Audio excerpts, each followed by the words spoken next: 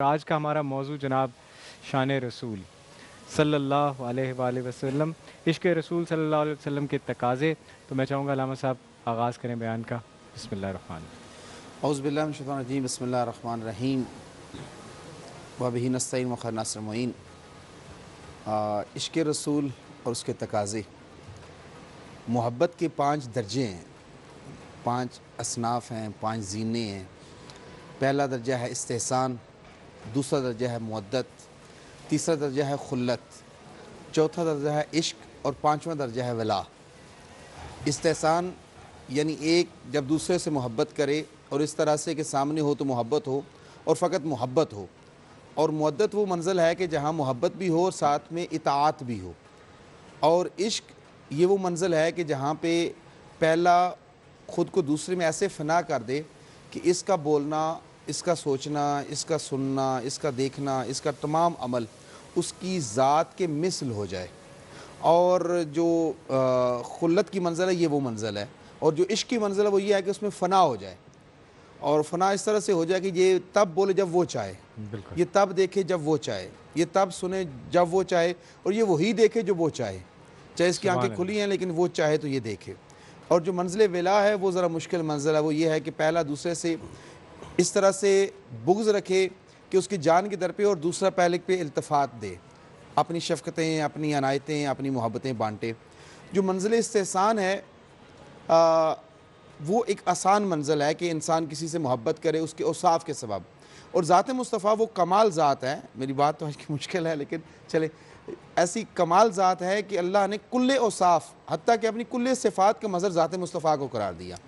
اللہ کی تمام صفات جو متجلی ہوتی ہے وہ تام اور اتم وہ ذات مصطفیٰ سے ہوتی ہیں، وہ چاہے اللہ کا قدرت ہے، اللہ کا علم ہے، اللہ کے تمام کمال وہ ذات مصطفیٰ سے ساطع ہوتے ہیں، واضح ہوتے ہیں، متجلی ہوتے ہیں۔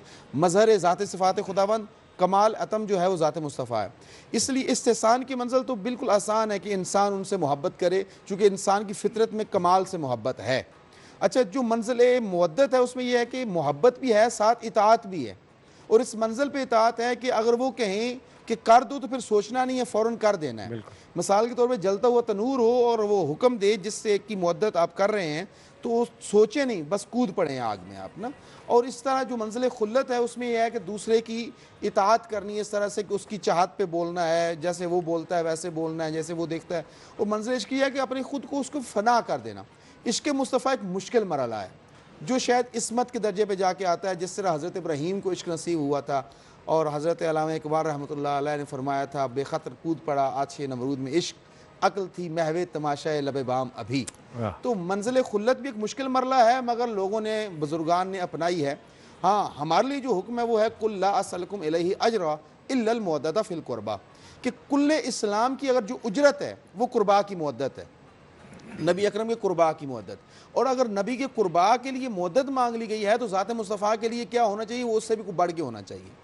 اور جیسے جیسے انسان خود کو نبی کی ذات میں فنا کرے گا، نبی کے اوصاف کو اپنی ذات پہ ڈالے گا، نبی کی سیرت کو اپنی ذات پہ اتارے گا، نبی کے کردار کو اپنی عبا، اپنی خلت، اپنا لباس بنا لے گا، تو پھر انسان اس منزل پہ پہنچ جائے گا کہ خود خدا بندے سے کہے گا بتا تیری رضا کیا ہے۔ تو ذات مصطفیٰ کے عشق میں انسان ہی کا بھلا ہے، انسان ہی کا فائدہ ہے، اور جس سے انسان عشق کرتا ہے پھر اس کے تمام انداز، اس کے طریقے، اس کے اطوار، اس کے سلیقے انسان اپنی زندگی کے اوپر ڈھال دیتا ہے۔ وہ کہ جو دشمن کو معاف کرتا ہوا دکھائی دیتی ہے ذات، وہ ذات کے جو ایز اے استاد ہے تو ایک ان پڑھ کو بھی اس طرح سے پڑھا رہی ہوتی ہے جس طرح کہ مکہ کے ایک رئیس کو بھی پڑھا رہی ہوتی ہے۔ وہ ذات کے جو ایک غلام کے ساتھ وہ رویہ برتتی ہے کہ جس غلام کو غلام نہیں رہنے دیتے، بلکہ اگر آزاد بھی کہتے ہیں تو کہتے ہیں سیدنا بلال، ہمارے سردار بلال۔